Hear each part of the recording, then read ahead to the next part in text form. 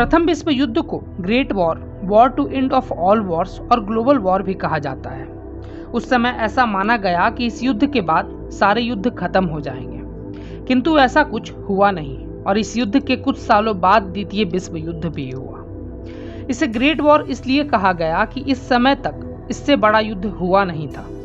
यह लड़ाई 28 जुलाई 1914 से लेकर 11 नवंबर 1918 तक चली, जिसमें मरने वालों की संख्या 1,70,00,000 थी।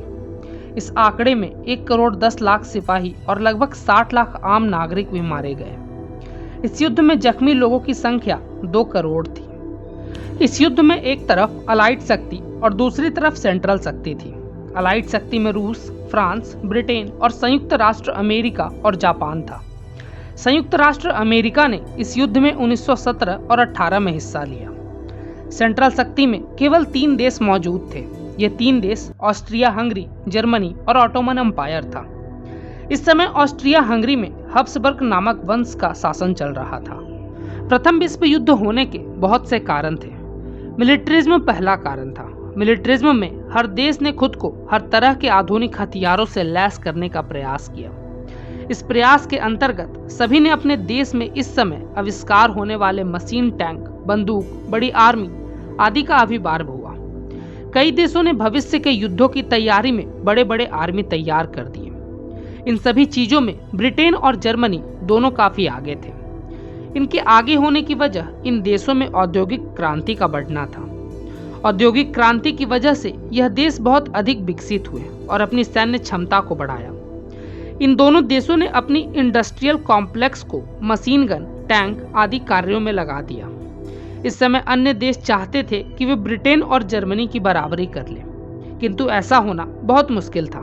मिलिट्रिज्म की वजह से कुछ देशों में ये अवधारणा बन गई कि उनकी सैन्य क्षमता अति उत्कृष्ट है और इसी अवधारणा के पीछे कई देशों ने अपनी मिलिट्री का आकार बड़ा कर लिया और यहीं से मॉडर्न आर्मी कॉन्सेप्ट की शुरुआत हुई।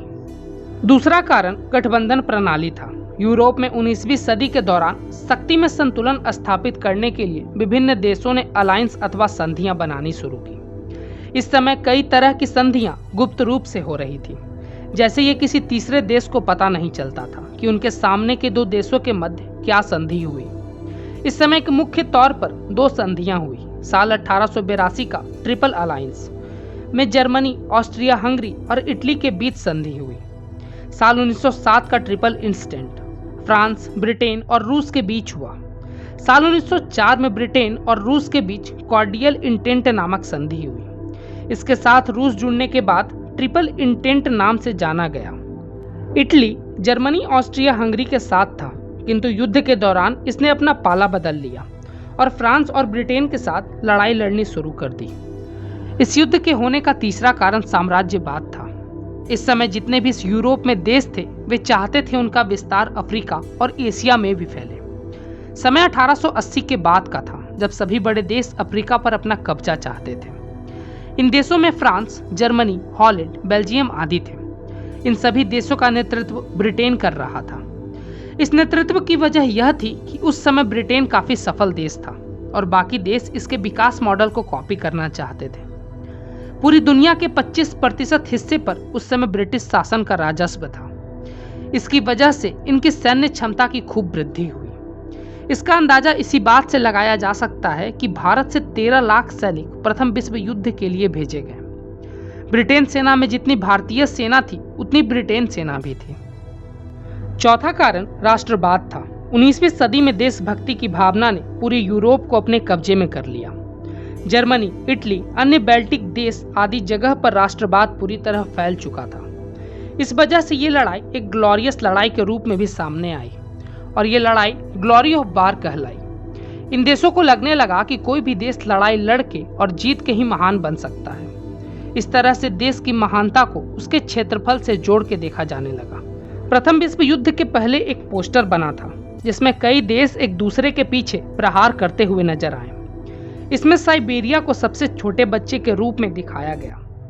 इस पोस्टर में साइबेरिया अपने पीछे खड़े ऑस्ट्रिया को कह रहा था, यदि तुम मुझे मारोगे तो रूस तुम्हें मारेगा। इस तरह सभी एक दूसरे के दुश्मन हो गए, जबकि झगड़ा सिर्फ साइबेरिया और ऑस्ट्रिया के बीच में था। पांचवा और सबसे महत्वपूर्ण कारण ऑस्ट्रिया के प्रिंस की हत्या।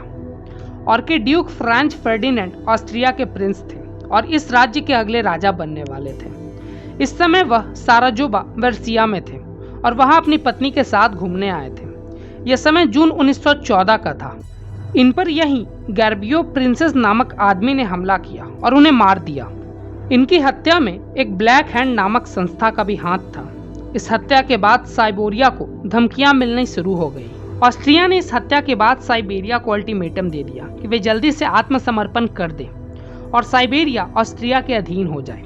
इस मसले पर साइबेरिया ने रूस से मदद मांगी और रूस को पॉलिटिक्स में हस्तक्षेप करने का एक और मौका मिल गया। रूस को साइबेरिया का मदद करने का एक और कारण था स्लोविक साइबेरिया को सपोर्ट करना। रूस और साइबेरिया में रहने वाले लोगों को स्लोविक कहा जाता था। इसी समय ऑस्ट्रिया हंगरी ने जर्मनी से मदद मांगनी शुरू की। इस पर जर्मनी ने ऑस्ट्रिया हंगरी को एक ब्लैंक चेक देने की बात कही और कहा, आप जो करना चाहते हो करो, जर्मनी आपको पूरा सहयोग देगा। जर्मनी का समर्थन पाकर ऑस्ट्रिया हंगरी ने साइबेरिया पर हमला करना शुरू कर दिया। इससे रूस ने जर्मनी से लड़ाई की घोषणा कर दी।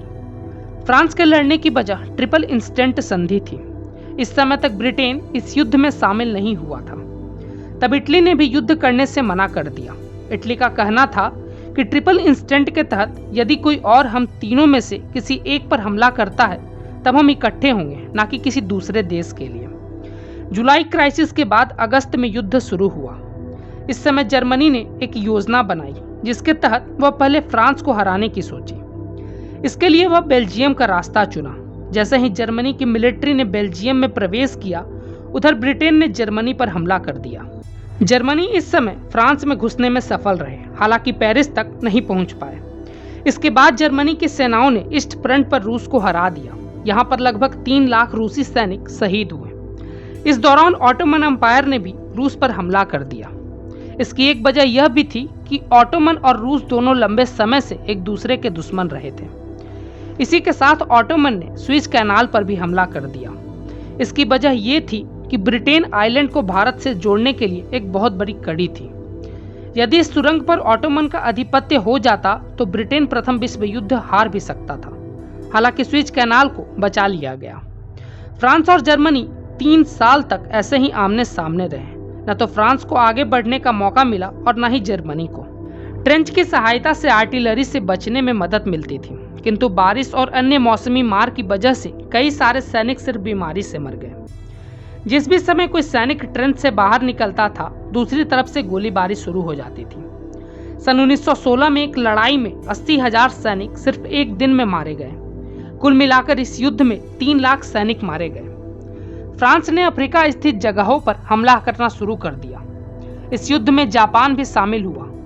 जापान के शामिल होने की वजह जापान और ब्रिटेन की समझौता थी।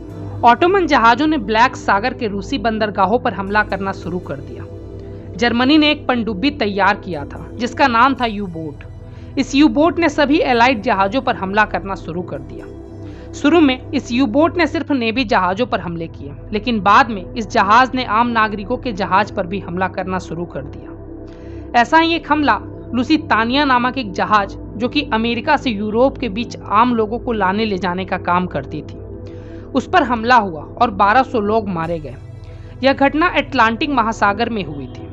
इस हमले के बाद साल 1917 में अमेरिका ने प्रथम विश्व युद्ध में शामिल हो गया और अलाइड शक्तियों का साथ देने लगा। उस समय अमेरिका के राष्ट्रपति वुडरो विल्सन थे। नवंबर 1918 में प्रथम विश्व युद्ध पर पूर्ण विराम लगा और इसके 7 महीने बाद 28 जून 1919 को वर्साई संधि हुई। अलाइड शक्ति ने संधि में जर्मनी को युद्ध में भड़काने का जिम्मेदार माना गया और उन पर कई कड़े प्रतिबंध लगाए गए। जर्मनी पर बड़ा आर्थिक दंड भी लगा। उसका 15% क्षेत्र छीन लिया गया। सैन्य क्षमता भी सीमित कर दी गई।